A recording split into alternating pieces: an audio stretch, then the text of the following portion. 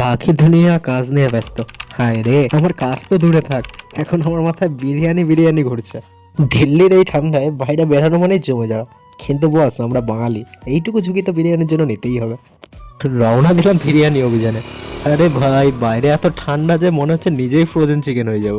হ্যাঁ রে কপাল, প্রথম দোকানে গিয়েই শুনি যে বিরিয়ানি শেষ। 2026-এর প্রথমে এর চেয়ে বেশি ট্র্যাজেডি আর কিছুই হয় না। হ্যাঁ, কিন্তু বাঙালি কি হার মানার পাত্র? আরে বস, লড়াই তো চলবে। বিরিয়ানি আজ আমার চাই চাই। অবশেষে দিল্লির মিনি কলকাতা শেয়ার পার্কে এসে খোঁজ মিলল আলুর। এই আলু মানে সেই আলু না, এই আলু হলো বিরিয়ানির আলু। এই যে মূল্যবান রত্ন, এই জিনিসটা পাওয়ার আশায় আজ গোটা দিল্লি চষে ফেললাম।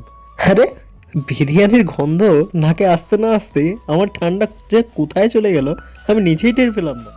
অবশেষে বাড়ি ফিরলাম, জ্যাকেটের ভেতর থেকে নিজেকে কোনো রকম ভাবে বের করলাম। আরে, বিরিয়ানি পেয়ে গেছি, এবারই তো শুরু হবে আমার আর আলুর যুদ্ধ। দেখো কাণ্ড, এই যে আলু আর এই যে মাংসের টুকরো, উফ, এর চেয়ে সুন্দর দৃশ্য কি আর হতে পারে? বিরিয়ানি পেয়ে গেছি, আর কিছু চাই না। কে কে আজ বিরিয়ানি খেলে কমেন্টে জানান।